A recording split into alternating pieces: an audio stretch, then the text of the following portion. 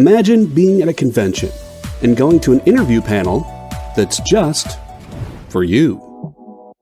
No bustling crowds, no hours-long lines, just you, the moderator, and your favorite comic book creators. Well, this is pretty much that. Miss Jen sits down every week with two comic book creators for a live stream interview about their latest work, and you can ask them whatever you want. It's Talking Shop, Mondays at 5 Eastern on The Experience, Comic Culture and Sales. Today's comics market is ripe with new titles by creators who are determined to get their books into your hands. My name is Onrie. For the last decade, I've been making and selling my own creator-owned comics and dealing as a collector in live sales. My signature series, Yisun Shin, is the book that cannot be defeated in battle and has over 250,000 copies in print. Now I'm taking comics to the next level and laying the groundwork for my fellow creators to get their voices heard so they can connect directly with you. This is your chance to engage live with top comic book talent and get your comics signed without having to wait in long lines or pay any fees. But remember, we only have a limited amount of their books in stock, so always remember to call it as you see it. You're watching Virtual Signings with Onrie, the live event show. What is up, everybody? 2022 is out! You're watching Virtual Signings with Onrie. Welcome back. Guys, we got a great show for you. We got two awesome guests, two people I am very, very close with. One of them I am currently working with, and he's going to be our first guest. And our second guest is extremely one of the most inspirational people I have ever met in my entire life. And I can't wait for you to meet them both. So without further ado, let's bring them on. We got Chuck Pino in the house. What's up? We also got Kitsune Windsor. Kitsune Windsor! Woo! Hello, everyone. Let's have some fun on The Experience today. Yes. That is awesome. Okay, so for those of you guys who don't know, Kitsune is has muscular dystrophy and is a comics creator, and Chuck is an editor. He's a writer extraordinaire. He's editor second. Don't let that whole thing of him being a good editor fool you. He's a great writer, and I say this because I've had a chance to get very well acquainted with his work. We're also working together. If I didn't like this guy's writing, I would not be working with him and asking and paying him to edit my book. So, Chuck, tell us who you are, what you do. Well, you already know what you do, but the books that you do, of course. What's going on, guys? I am Chuck Pino. Thank you so much. That was a really good introduction, by the way. Thank you so much. I'm a writer, editor. I have my own little publishing company called Bonfire Press, and I am best known for Welcome to the Void, Belial, which we're going to be selling today, and my novel, Chronicles of the Essence Guard. Yeah. So, Chuck, tell us about Belial. This is this is one of my, honestly, this is my top 5 indie comic of 2021. I didn't get a chance to actually upload that, but I had a whole list. But this is definitely up there. I absolutely love Belial. So tell us about it. Well, thank you so much. So when people come to my table, the pitch is it's a hell action comedy about the original creator of hell trying to take his domain back from Lucifer and the 4 Horsemen of the Apocalypse. That's my little 5-second punch. And if that gets them, then I continue onward. Well, let's assume that you got us already, because the last time I had you on a show, we had issue 1. And yeah. I had 10 copies and they were gone. Now, I reordered with you, but I only got 5 copies this time of 5 copies of issue 1 this time and 5 copies of issue 2. So if you guys bought Belial 1, this is your chance to get Belial 2. So since we are on board, tell us what the set's going for, sir. So it's going to be a 4-issue series. We're right in the midst of issue 3 right now. I finally have it done. We're almost done editing, and then we're going to move forward with art. And funny enough, art is the fastest part.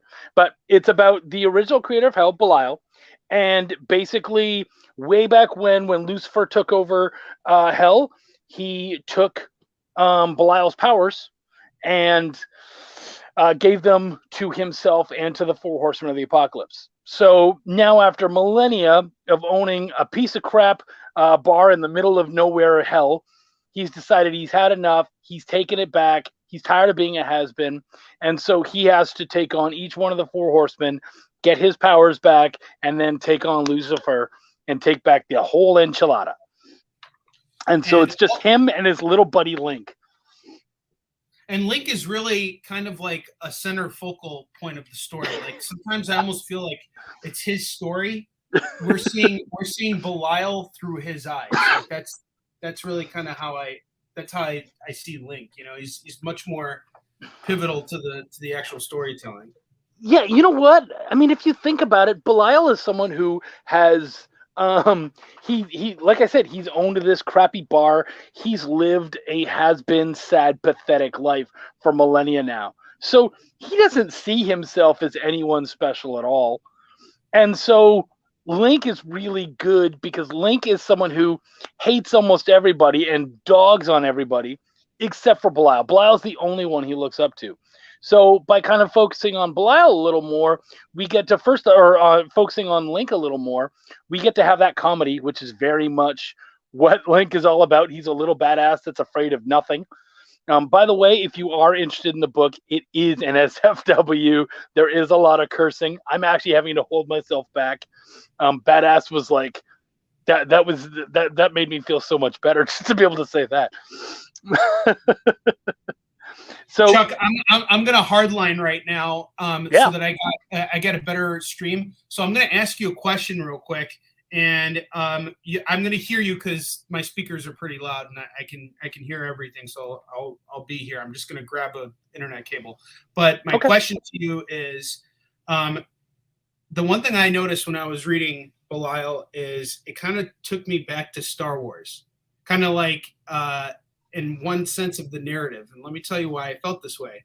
I almost feel like Link is kind of like R2D2, C3PO telling the story, and all the kinds of things that would happen to those to those two characters is kind of what I found happening to him. So can you talk to that and maybe also tell us a little bit more about, like, you know, when we can kind of expect to see the next issue come out? Wow. First off, thank you for that. I'm a huge Star Wars fan, and that was not purposeful at all. So I love that you were able to see that. That's so cool. You know, Link is he's actually from medieval English folklore. And so I love the idea of this. Basically, where he comes from is in the town of Lincoln, England. If you go to that town, everywhere, instead of stone gargoyles, they have stone imps. And so upon learning about that, I realized that it all comes from a story in like the 1400s, because the cathedral and whatnot has been around for that long. And supposedly in the 1400s, this swath of imps came up and started attacking the countryside. They were destroying the crops, and they were messing up the place, and they went into the cathedral and they started wrecking it and creating graffiti and breaking the windows, the stained glass windows and all that kind of stuff. And an angel of the Lord leaped out of the Holy Bible and started turning them all into stone.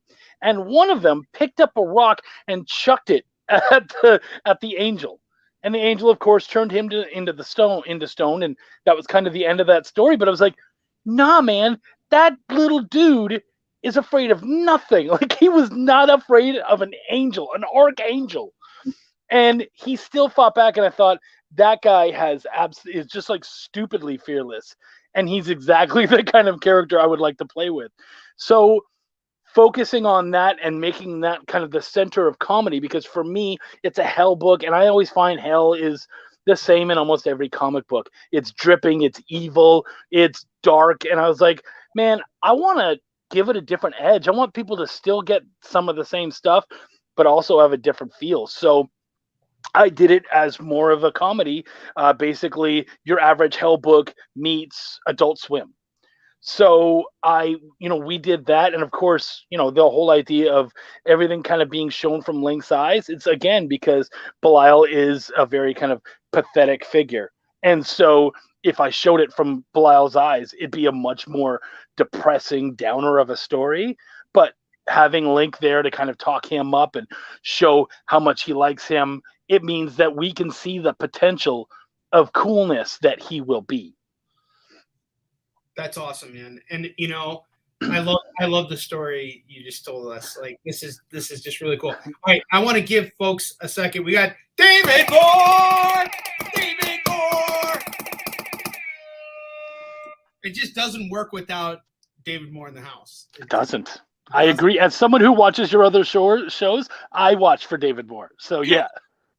And David Moore watches for Finn Jones, but actually what he's watching for is what everybody's watching for right now. Chuck, you've spoken so much about the story. I want to give folks a chance to claim this, and then I'm going to ask you more questions. So we got Belial 1 and 2. Can you tell us what the price is for these two books? They're both $5 a piece. Nice, simple, easy. I will tell you guys, and I believe we signed all of those, right? Yes, those are all signed. Yeah. I got these from Chuck when we were hanging out in Emerald City Comic Con. So I highly recommend grabbing Belial 1 and 2. I actually read Belial 1 last year, and then I got as soon as I got Belial 2, Chuck and I we went. Chuck, me, and Doug Brown, we went and had dinner, and then these guys dropped me off at the airport. And Chuck's like, "You got a red eye flight? Read Belial 1 and 2. Let me know what you think." And I owed it to the guy. So I sat down and I read these books, and I tore through these so effing fast, guys. I'm telling you, there's a reason why I'm excited right now, because I really do love this book. And it's really just such a great series. Both issues are hilarious. They're fun. And they're great. And it's just $10 for the set. 2 signed books for only $10. You gotta be kidding me.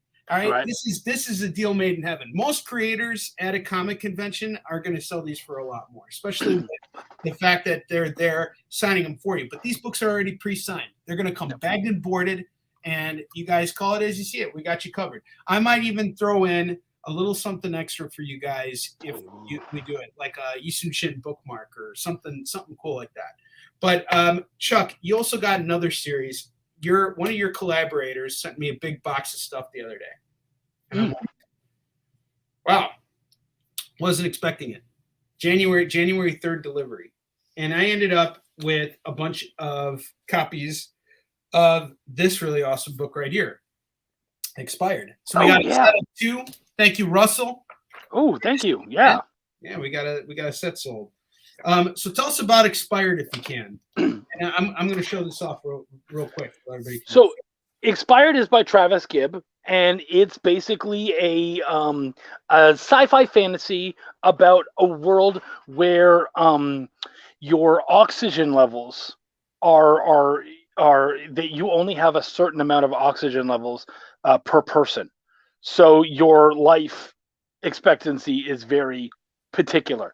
And so they're now trying to kind of find a way around that. And it's a really cool like quest style comic.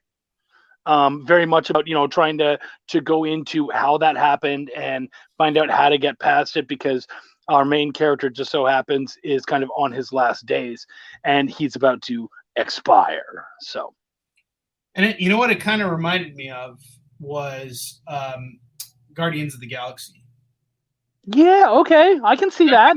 It really kind of got me with the Guardians of the Galaxy type feel to it, but not so much. I really like the main character. I like the concept because it's like, here's a dude who's dying. He's straight up gonna die. I love that because there's a finality. It's pretty clear to see what the motivation is when it's like you're on your last. This is your last. What's the word? The last song. Your last legs. Your last leg. Your swan song. Yeah. Yeah, your swan song. And that's I think something that you and I are working on right now with Warline, as that's very much that same kind of concept.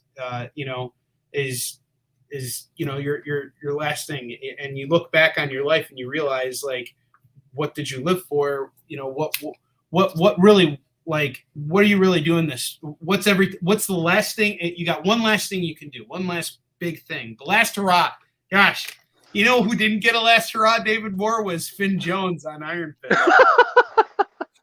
You don't think that maybe him doing Defenders was a last hurrah? It was, and actually, I'm going to give him credit for this. He was great on Defenders. Yeah. Well, better on Defenders than he was on his own show. His own show, he was just they didn't have, but on Defenders, he was all right. I'll give him that. I just wonder if he had a hard time finding the character. I don't think he had a chance to. And I think that's really the unfortunate thing about it, was that he didn't have a chance. I make fun of it because it's funny and everything, and like David Moore and I like to do that. The last hurrah, the last Finn Jones, that's the last Finn Jones joke of the year. We're done. Well, it's pretty early in the year, man. Are you sure you can make that comment honestly? I don't know, because he could come out with something else, and then you're like, oh no, I have to make fun of that, but I promised. They were trying to defend the work from seeing Finn on Defenders. David Moore! So, Expired, let's go back to that for a minute. Yeah. I need to give folks a chance to see this. And here's something that I think is really cool about this. So, Travis Gibb, the guy, your writer on this series, yep, and really the guy who published this, he worked out a really interesting deal on this book, and he's actually writing somebody else's story, which I think is really cool. And I think that's a real big challenge, is meeting the expectations of a client like that. So, obviously you've worked on Belial, and that's where you get to tell the kind of story that you want to tell and do it the way you want to do it. But having worked with you and seeing what goes on behind the scenes, like what does an editor really do in indie comics? I believe the editor works with the writer to come up with the right ideas to tell the best story. And so there's a lot of spitballing. How is it different here, not only working with Travis, but working with Travis for somebody else? Yeah. It was kind of funny because Travis and I have a we're very good friends, and we have a very good rapport. So I can be very honest with him. But what was kind of nice, I would say, is that the creator was a new guy. This is his first comic he's ever been a part of. So he was a little more willing to take our suggestions and whatnot. But of course, if Travis comes back and says, man, I don't want to do this, then the guy can just be like, no, I think you need to do it. So he kind of needed someone else in his corner. And of course, I didn't necessarily know that was what was going on, but at least like there needed to be a third person to be able to go, actually, I feel this way. So it was kind of funny because as I'm editing it, I'm being very open and honest to what I think is my friend. So I'm like, man, this is crap, blah, blah, blah. Like, I don't agree with that idea at all. And then he's like, he can see everything you're saying. And I'm like, oh, I thought just you and I were talking. I guess I'm not on the second issue, am I? And he's like, no, it's cool. I explained it. And I was like, yeah, I did not mean to be rude, but just sometimes, working on something like this was a lot of fun because it meant that I did get to be kind of someone who could come in and do what I do, and that is educate, explain. Like for Travis is like, no, I want to do this. And the guy's like, I don't think so. And so if I agree with Travis, when I can't just say, yes, I'm with Travis, I feel like I have to come in and go, I'm on Travis's side on this one, but here's why. And you kind of lay down those bricks and you explain. Thanks. That's one of the things I love about working with you, and especially with Warline. You have loosened my iron grip on production. I'm making another Finn Jones reference. I've already broken my iron fist. Chuck has unclasped my iron fist. and and but you've gotten me to do this with Warline because all the years I've been working on Eastern Shin, I've been very like hands-on with the art production and doing layouts, and which has given me great experience, but it's really kind of ties me up and doesn't allow me to focus on other areas where I would be better served in storytelling. Yeah. And it really took a lot for me to get comfortable with Dexter, who's I think has been doing a great job. Oh my But I gosh, think yes. as much as Dexter is doing a good job, that's a result of you being a good editor and telling me to putting your hand on my shoulder and being like, dude, back the F off. And I'm glad I have this philosophy. If I'm going to hire you to edit for me, my job is to listen to you. And everything you're saying is right, because it's about how you break it down. You didn't just say, Onrie, you got to let him do what he wants. You said, Onrie, this is why you have to let him do what he needs to do. And you were on point. And from that moment, and you can see it in the book too, from that moment, everything just comes together. And we're still very much involved with the process and still like looking at everything, but and approving everything. But it's not. It's a much like Dexter is really he's carrying the torch on this one, and it's really wonderful. I'm really excited. Well, and it's funny because you and I spoke last night about we had a little Warlion meeting last night, and what's funny is every time when we first started, every time a page came in, I saw it and we went over it, and it was kind of an in-depth sort of thing of us going over everything and going over the layouts that you were making and all that kind of stuff. And all of a sudden we're talking last night, and you're like, I'm on page 11, and I'm like, I think the last one I saw was like 7. Yeah. And it's just because like you guys are now in your rhythm, and it's like we don't need to bother him. We got this, and it's like great. Here's the thing though, when I show you art now, it's to be like, here it is. Here's the finished product, and here it's your chance to be like, awesome. This is great, and this is what is exciting about working in comics, is because now I can focus on the next project. I can focus on the next issue, and I don't have to be so like hog-tied down to this one project. So it's been really great. And the one thing I have to say too that I really enjoy, my working relationship with David Anthony Kraft was very, very similar to the one that the rapport that you and I have, in the sense that when we're talking, we're talking about what works in story, and you've also helped me through some of the challenges that I faced with Warline. I mean, I was in a really when you first came on that book to help me through it, to help me get through it. I was in a really dark place. I didn't think I was ever going to write this freaking thing at this point. The way I remember it, and I always say that because I've been married for so long that often I'm told that's not how it happened. So I always say the way I remember it. I don't remember anything. Right? Well, I remember it until I'm told that's not how it went down. Then I'm like, all right, well, I guess it's not. But the way I remember it was when you came to me, you said, look, I've got this thing. I really want to do it, but also I don't know if I can get over what's going on. And so I'd like to bring you in as an editor, but I don't know if I'm going to do it. And it was very kind of like, you were just, like you said, you were in this dark place. You didn't know. And I said, look, why don't we have a meeting? And this is just you and I hanging out. You're going to pitch me the book. You're going to tell me about the book. And if by the end of the meeting, we both feel like there's a book here, let's start the job and start doing it. If we don't, then it was just two friends hanging out, and I have no issue with that. And so you came in, and we had a really good session. And by the end of it, we were both like, we want to make this book. And here we are, 11 pages in, and this book is looking so good. I appreciate it. And I say this to let everybody know that if you're not jumping on Belial right now, you're really missing out, because I only have 3 sets left. I told you guys before. Did we sell 2 already? 2 sets, yeah. We got Kitsune and Russell Marquardt grabbed it. So we got 3 sets left. I'm going to tell you guys right now, I'm not even worried if this doesn't get called here. I know it's going to sell no matter what. I'm just giving you guys first crack at it.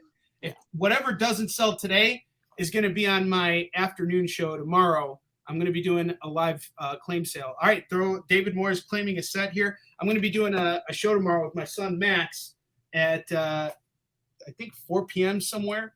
And so we're going to be doing a claim sale. And, I've been moving into Pop Shop Live. Chuck, if none of this sells, I want to take this to Pop Shop, That'd be cool. Just to see like what goes on over there. So yeah, guys, we got 2 sets left now, down to 2 sets left. And I'm telling you, even if you've already got Belial 1 and you just need 2, just call number 2. We got you on number 2. It's $5. I'll sell number 1. It's not a big deal. Well, and we have because we're working so hard on 3 and the script is done, I'm so excited about it. It was a lot of work. There was a lot that had to be done. And anyone who's read 2 would kind of understand it. But Belial 1 is all about him, sort of setting up the scene, showing you what it's about. And then it's about him versus war. Because he realizes he's going to take on the big boy first, scare everybody else. So it's Belial versus war, and it's a fun little fight, so to speak. And then of course Belial 2, that ends up, we decided let's double it up, and so Belial 2 ends up being about him versus both famine and pestilence. And go ahead. Yeah, this one I really loved. I mean the. This scene always gets me. This Which scene, one? the office scene. Oh yeah. This, that's a scene where the artist did a better version of what I'd written, and that's what I love is that the artist on this, Gregory Warrenchak, absolutely amazing dude. I had said, you know what, let's throw some Office Space in there, and I'd made some like Office Space jokes. And then if you look closely, he actually starts making like demonic versions of characters from The Office. And I was like, oh, you're going all out. Like, that's hilarious. It was so much funnier what he did and what he added than what I wrote. That's awesome. Okay, guys, we got 2 sets left. Call it as you see it. The one thing I realized, we're getting close to the first half hour, and then we're going to bring on Kitsune. But before we do that, I don't think we ever gave folks a chance to call expired. So I have a lot of different versions of expired. I'm not sure if you know what the prices are in them, but I have Travis sent me a bunch of variants, and I'm not sure what they're going for. But we got the first issue $5 variant here. I'm going to do this one for just $5 straight up. And we got this variant here. I think I'm going to do this for just $15. I don't know what it's going for, but 15 sounds right to me. A variant. It's a vegan variant of the same cover I showed you guys. He's very similar to me, wherein you do a print run of a variant, and that's it. Yep. So like we do. So, and just so people are aware, if you are interested, if you end up loving Belial and you really want to get into it, or you're ready for the Kickstarter or whatever, when we do a run of those variants, we do them on the Kickstarter, and whatever we print for that, that's the end of that. We will reprint the book, but never those variants. We feel like it's really important that you guys understand and appreciate the rarity of variants, or else they're not worth anything. So I believe Travis is very much in the same boat on that. So I don't believe that those variants. As am I. I agree 100%. We got this variant. Here, the cover variant. I'll do that for $5. I'll do the vegan for $15 if anybody wants that. This is going to be, let's just call it the first cover, the A. This will be our B cover. Did you call it the vegan? Vegan, because you're not allowed to say. Oh, I see. You can't use the Lord's mom's name in vain. I'm Jewish, so I don't know this stuff. Kyle's about to come on. I've never heard that before, but I'm sure you're a better Christian You than can't me. use that word because the censors on Facebook and YouTube think you're child trafficking. Oh, okay. Wow. That is nuts. Wow. Thank you, Kyle. That is like, I did not know that. And you know what? I can handle that. I can handle not being able to say that word because it's for a really good reason. But wow, I did not know that. Oh. Hey, but you know what else you didn't know? We got another variant of expired right now. This is variant C. This is gonna go for $5. And luckily, it's not a vegan version. Well, we got vegan. All right, get those Do vegan nuggets out. Vegan nuggets. I got 2 of this vegan. Let's call this the C cover, going for $15. If anybody wants expired, I highly recommend doing it. Again, if you guys are like into, like, I would say this is very much Guardians of the Galaxy meets Logan. It's really good stuff. I mean, and I've read this too. It's Expired is really a great book, and we have plenty of it. You just tell me, Onrie, I want the A, B, or C cover. Are they all issue ones? Yes, they're all issue ones. David Moore. Yep. But if you want to get the, I'll throw in here's what I'll do. If you get all 3 vegan covers, that would normally be $45. I'll do them all for $40. If you get all 3 covers, $15. So I will cut you guys in on a little deal. I'm on $5 off if you get all 3 vegans. That's giving you a little meat on the bone too. If you want to flip them as a dealer, try and sell them for $20. That's very possible. You could double your profit off of everything. Yeah. All right. And my math's a little off because I don't think that's doubling. It's making it sell them all for $30. Gosh darn it. All right. Anyway, we got our second guest here, Kitsune Windsor. Kitsune, welcome. How you doing? And hopefully I choose the right answers to the right questions. We got you. So what Kitsune and I did was we prepared questions and answers in advance. Now, Kitsune, before we begin, I just want to close off with Chuck. If anybody else wants to call any other books that Chuck has done, you're welcome to do it. I'm going to keep Chuck on board for the rest of this episode just because I love having this guy around. He's wonderful to work with and sling comics with. And it's a chance for him to connect with Kitsune because I think these two are going to have a great relationship. All right. I'm like Stephen Hawkins in Robot Chuck. Yes, exactly. All right, Kitsune, I'm going to start off with our first question here. Who are you and what are you all about? Konnichiwa, everyone. My name is Kitsune Windsor. I am a mangaka that creates light-hearted stories like Foxy and Luffy and Lunar 6. I was heavily inspired by Sailor Moon and anime from the ITs. I have spent many years making the story and finally released the first full book, which is what you see here on the show. I am very proud of what I have accomplished and hope you will find enjoyment in something full of heart and soul. You should definitely check it out. Yeah. Kitsune, I just want to tell you that I am so proud of you. I have known you since you first started out in comics, and it's been a real honor and pleasure seeing you grow. Thanks, my friend. And you've come so far. It is my honor for the first time. Kyle, if I could get the screen for a second, I want to show everybody this amazing book here that Kitsune has put together. Okay, you guys just saw how Kitsune is. They have muscular dystrophy, and it is extremely hard with muscular dystrophy to do anything, let alone move, breathe, anything you can imagine. It's very. I am just doing what you taught me. Oh, thank you. I appreciate it. I didn't teach you this. You taught me more.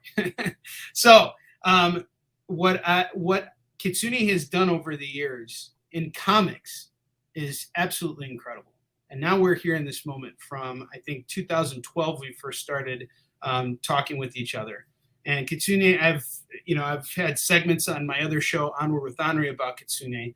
And here's what Kitsune has finally put together. This incredible, beautiful, soft cover bound book, which is just, I don't even know, Kitsune, can that means a lot to hear. Oh, wonderful. Kitsune, how many pages is this book? And it's going to give us just 1 second. Kitsune is responding to us right now. 380. 380 pages. Whoa. On Kickstarter. Absolutely murdering on the creator-owned comic scene. I mean, Chuck, who else is doing this? I mean, come on, this is nuts. Nobody, and that's like so impressive. And of course, the art is beautiful, and the fact that you were able to do all of that and oversee it and make it happen, it's so impressive, Kitsune. Seriously, really proud of you. It looks fantastic. So not only have I seen this book come to life, there was actually a character named after me in the book named Karina Kompan. It was painful, haha. I was painful. Of course.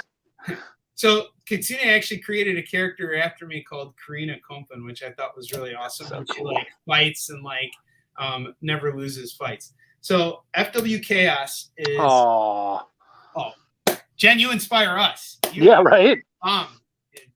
You know, this is a good crowd. There's good energy in the room right now. So you know, Kitsune, going back to you for a moment.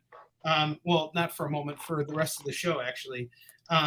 I just want to say, as someone who has not only supported what you've been doing and seen you grow from the sidelines, I've actually had the honor of reading your book, and it is just absolutely beautiful. I'm just going to tell people real quick.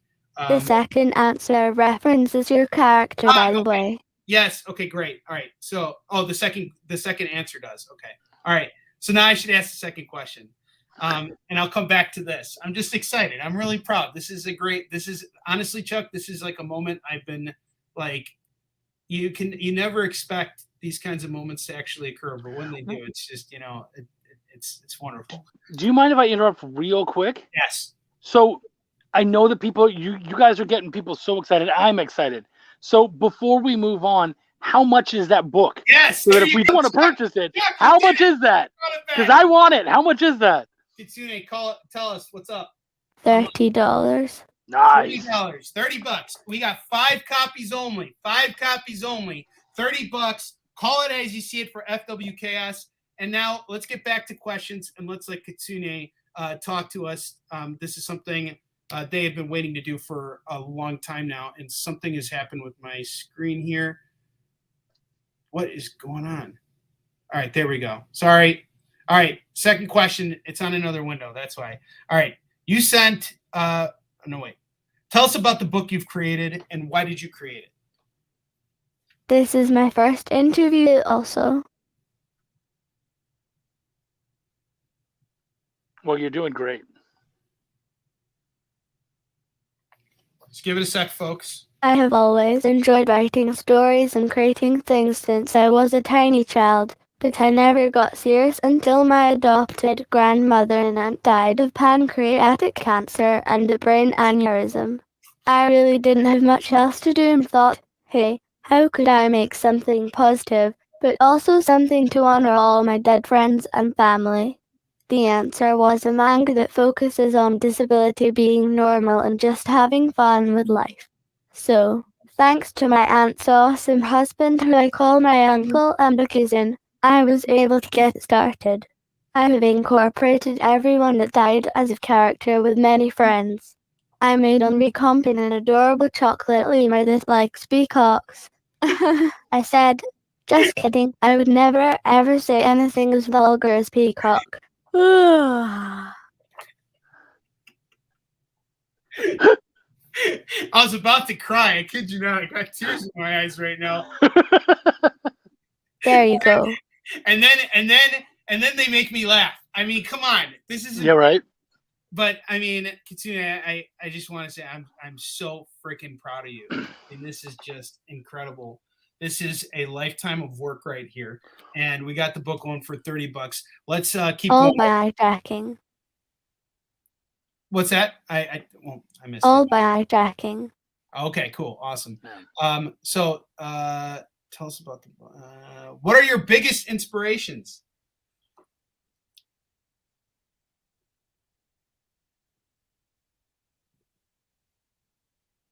One second.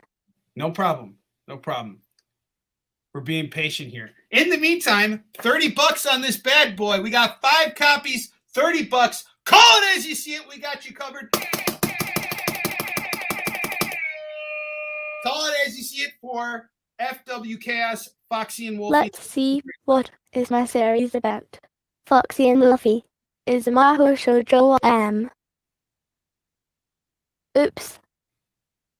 No worries, guys. Just give Kitsune a minute. They just need to get it together. It's all right. We got it.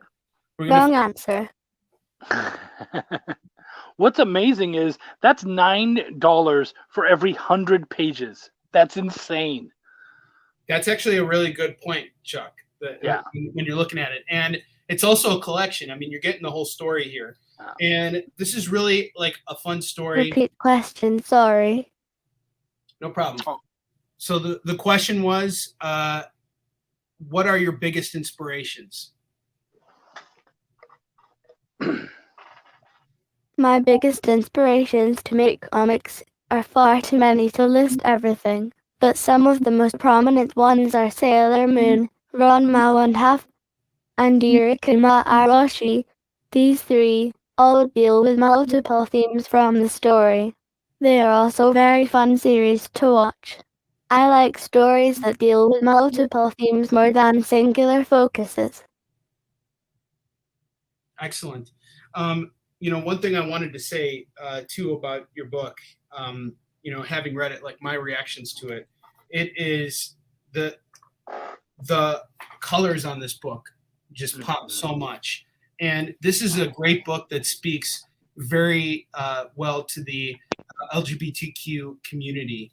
And I just want to mention that's one of the things that really makes this book special, is the fact that you got an independent creator who was doing this stuff at a point where it was very risky to be doing this kind of project. And not even risky, but almost kind of dangerous. A lot has changed over the last 10 years, and we don't even realize how much. So when Kitsune first came to me to do this project, I noticed that she was met with they were met with a lot of, resistance and had a lot of difficulties, but seeing how far they have come is just absolutely incredible.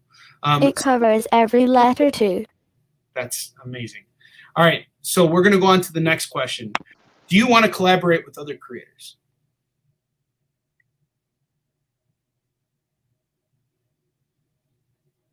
Looking. No problem. We tried to prepare as much in advance as we could. It's challenging, and I am always interested in collaboration with other creators and welcome being approached, as I don't have great luck approaching people on my own. I am collaborating with a few professionals from Marvel, Toei Animation, and Big Dog Inc., to name just a few. That's so cool. And who are your favorite creators? You fishing? As far as favorite creators go, I really like that one guy, Onrie Compton, Chuck Pino, and Madeleine Holly Rosing. Also, I like Iron Mouse a lot. Awesome. Those are good picks. I'm a big fan of those picks. Yes, I am too, especially the Onrie Compton one. Thanks. I really like that guy. Maybe too much sometimes. Right. Are you working on any other projects?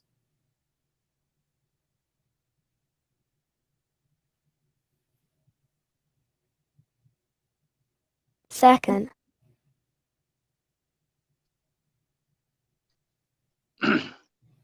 I love that I'm this currently is working on a story with heavy violence and sexuality, with a gothic feeling that is like if Berserk had a child with Sailor Moon. I wanted to make something where I could just go wild without any restrictions like I have with my main series. Also, I have a science fiction story that is complete except for coloring. It is about revenge and forgiveness in a dystopian world.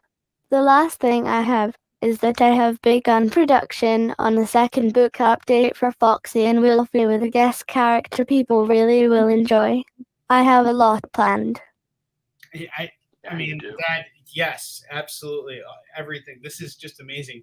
I wouldn't be shocked if Marvel gives Kitsune a call soon. I'm not kidding. Like, this is just and seeing how much experience they have gained. You're talking about somebody who can't even move, who not only got a comic produced, got it published, got connected with Jen King, who then helped distribute the books. I got these books because of Jen King. So when we say Cannot even talk. Yeah, they can't talk either. Can't even talk. Yes, absolutely. And the fact that you're exploring something that is very topical right now in comics is LGBTQ, especially as we're starting to see things transition with the Marvel universe and even DC.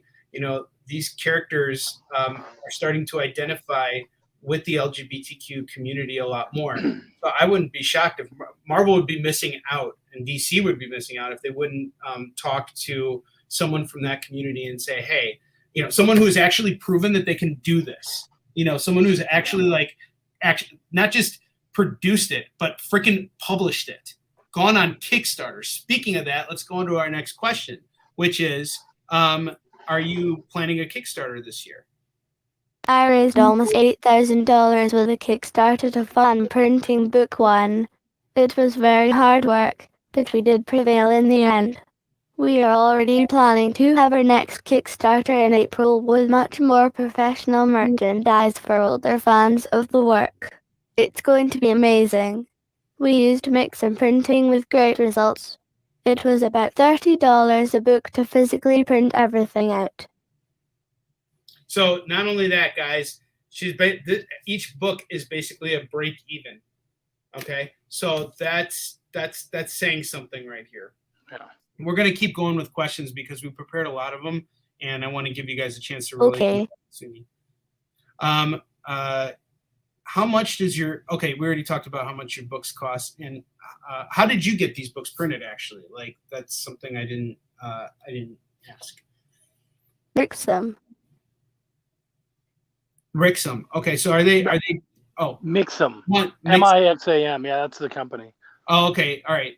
So I haven't worked with Mixam. Canadian. And they're Canadian, I believe they said. Oh, they're Canadian. Well, Chuck's Canadian too. That's why he knows about them. He's the only person in comics who knows it, and besides you, he knows about this Canadian printer. I don't know about him. Lol. Okay, but going on to our next question, and this is an important question. I mean, we kind of addressed it a little bit, but by saying what I did before. But who is this book made for? We're gonna take your answer, whatever it is. I know I spilled a lot already. Hope this is good. My book is made for 14 years old and up because of certain themes some may not find comfortable for younger readers. I have been told it is for people that like cute things, magical combat, or just having fun being alive. It is female focused, but male readers could find just as much to enjoy as female readers. I have had some parents let their kids read without issue, so it depends on the person, I guess. But going forward will be mostly PG-13. The story has a 90% enjoyment level for magical girl fans and fans of comics in general. $30. We got 5 copies. Call it as you see it. Now, Kitsune, having read your book, what I think that your pitch for it is really nails what the story is really about, which is these 2 girls who go to this. I got you. Kyle's taking a copy of your book. So we got it. We got 4 copies left. I appreciate having me on, by the way. Of course. I appreciate you making time to come on. You're going to be pretty busy soon. Soon I'm going to be thanking you. And thanks, Cal. Soon I'm going to be thanking you for gracing me with your presence. You're crazy. You're doing great. Kyle's the best producer in the house. So FW Chaos is really about these 2 characters right here who are on the cover. There's Foxy and Wolfie, and they both go to the same school. And Foxy kind of has a thing for Wolfie, but it never gets to the point where it's like inappropriate. It's all very innocent. It's like, I honestly would say this is kind of like Naruto meets like the Sorcerer's Supreme kind of a thing, where like, these girls, they all have these gifts and they're like fighting demons and they're learning. The first half at least. The first half you ad-libbed. No. Oh, okay. Okay. Oh, there's more. There's more to it then. Okay, so I haven't read all of this then. Okay, so you're gonna have to, unless I did. I don't remember. I mean, 300 and Second half, they Well- grow up. So this book was presented to me differently originally. So there were 2 copies of it, and I think I sold the ones I read. I sold to Jen King. So this is a different copy, but it was 2 books. You have the older version. I have the older versions. Ah. So I have the older versions, and that's what I read. And what's really cool about this, the battles are actually pretty epic in here. And these girls, they go to like these different dimensions to like learn different like spells and like different ways to like survive. And all these characters, they're connected to each other, and they all kind of are crushing. And it really speaks to that crowd of crushing. Like, I'm attracted. You can see they get older later. They get older later. Okay, cool. But you can see that what else you can see too is the characters, even though they have like crushes, there's nothing like inappropriate about it. You know, like it's totally fine to crush. I crush on Chuck all the time. Oh, big time. I crush on Chuck too. Yeah. Me too. His milkshake. Ah. Yeah, see? And crushing's innocent. You know, hey Connie, how you doing? Good to see you. Haven't seen Connie in a long time. Connie, we got Kitsune on right now. And FW Chaos Book 1 completed. Hi, Connie.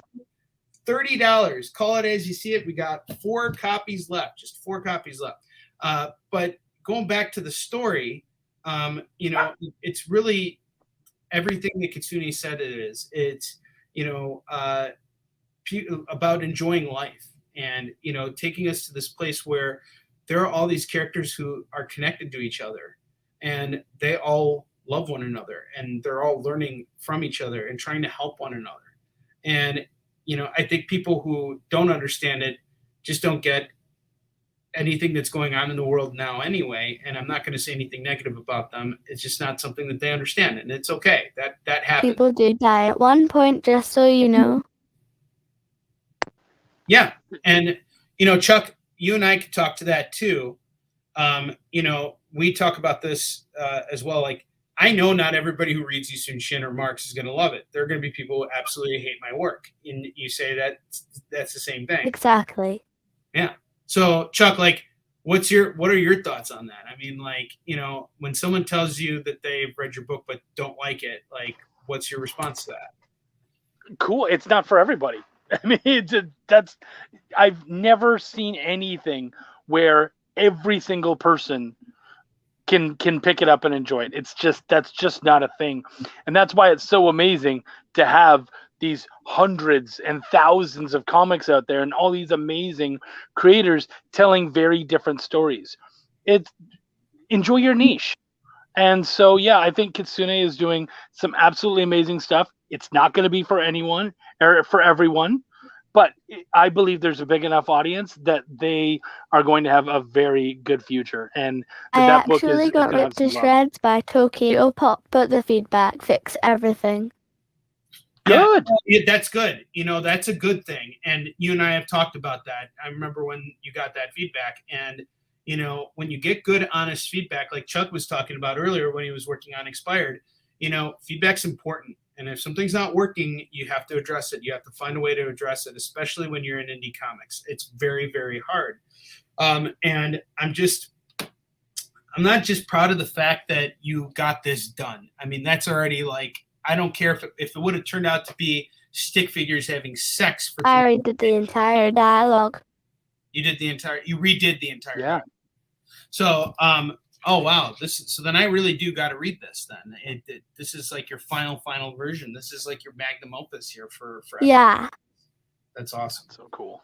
So, Kitsune, you know, like as I was saying, you know, you were going through this whole experience and making all these changes and seeing how far you've come since. It's like, you know, this is what making comics is. It's not just doing what you want. The fact that you got this done in the first place already gives you, like, you know, I'm already praising you for the fact that you got a book done. You know, even if it was just 24 pages. I was a disaster at first, lol. Hey, you know, you weren't. You were learning. You were hungry. You were ready to fight. Yeah. never did they lose their fighting spirit. I am not kidding. Like, I've seen Kitsune has taught me how to get back up and fight. Like, I kid you not. In 2014, I actually had an investor pull out of my business, and I thought I was done. Every single time I think I'm done in comics, something just kind of changes. And I remember that. You remember that. And I actually was talking to Kitsune, and Kitsune's like, well, what's wrong? Like, and I was like, I'm done. I don't think I can do this anymore. And they were just like, well, go to Kickstarter. And I was like, yeah.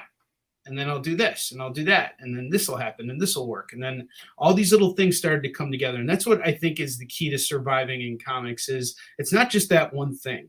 It's finding those multiple avenues. It's finding ways to keep yourself in the game. And we see Kitsune now. The one thing I'm most proud of here is that not only is Kitsune done with this, they're further ahead with FW Chaos than I am with Yusum Shin. I'm going to straight up say that because the book is done, right? And Kitsune is now moving on to not one, but 3 other projects. They're collaborating. Why, thanks. Yeah, and collaborating with Marvel talent. Guys, in a couple of years, these books are going to go up in value. And I'll tell you why. Because, A, there's not going to be any more done. This is a first and final printing for FWKS. Unless somebody else prints it, this is it. And I only got 4 copies left, and each one's going for $30. I'm not worried about selling these. I know that's going to move. Whether it's now or later, it's going to happen. But $30, you get these books. And in fact, we got, let's see, what is Kyle telling me? We got 3 minutes. He said that 1 minute ago. So we actually got 2 minutes. For the next 2 minutes, we got 4 copies left. I'm going to give you guys a deal. I'm going to knock $5 off. If the next 4 people claim this, get them for 25. Let's move these books. Let's show I just got a contract with a big web comic website as a last comment. That's amazing. That is amazing. That is absolutely amazing. So we got another minute here, guys. Last minute, and that is it. You guys can call it up for the next minute, and that's it. After that, we're done. And guys, I just want to thank you. All right, David Moore, done. Got you. David Moore, he saves the day. 3 copies left. Guys, this has been a great virtual signing. Call it as you see it. Call it! Yeah! Yes, awesome. All right, guys, this show is done. We got Nerdtacular Warfare coming up. So sit back and watch some awesome shows. Thank you so much for tuning in for virtual signings. I will see you guys next week with a brand new guest, and I'll tell you next week who that is.